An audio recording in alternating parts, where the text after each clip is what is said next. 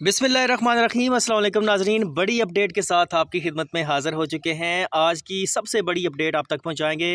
वज़ारत ख़ज़ाना की जानिब से 20% तनख्वाह पेंशन इजाफ़े की तजवीज़ पेश की गई और वज़ीर-ए-आज़म साहब की जानिब से जो है वो 30% इजाफ़े पर जो है वो अब वो डट गए हैं। इस हवाले से काबीना इजलास में बजट तजावीज़ की जो है वो मंजूरी दी गई है। अब से कुछ देर पहले की अपडेट्स के मुताबिक काबीना का इजलास मुनक्कद हुआ, जिसमें बजट के हवाले से अहम तरीन तजावीज़ जो हैं वो मंजूर कर ली गई हैं।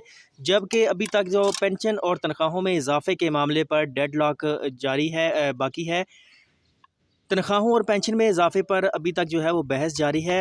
ज़राए के मुताबिक वज़ारत ख़ज़ाना की जानिब से 20% इजाफ़े की जो सिफारिशात हैं वो पेश की गई, जिस पर जो वज़ीर-ए-आज़म साहब की जानिब से अब रद्द-ए-अमल सामने आया है कि उन्होंने कहा है कि तनख्वाहों और पेंशन में कम अज़ कम 30% इजाफ़ा तो होना चाहिए, क्योंकि महंगाई की वजह से सरकारी मुलाज़मीन जो हैं वो इस वक्त जो है वो बहुत ज़्यादा परेशान हैं।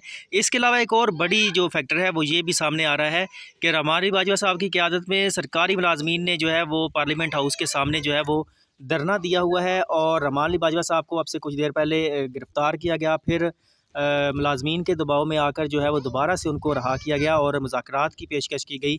तो अब जो है वो देखना ये है कि वज़ीर-ए-आज़म साहब तजवीज़ पर अमल दरामद करते हुए तनख्वाहों और पेंशन में 30% इजाफ़े का ऐलान किया जाता है, या वज़ारत ख़ज़ाना की तजवीज़ को मनोअन तस्लीम किया जाता है और तनख्वाहों और पेंशन में 20% का एडहाक रिलीफ जो है वो शामिल किया जाता है।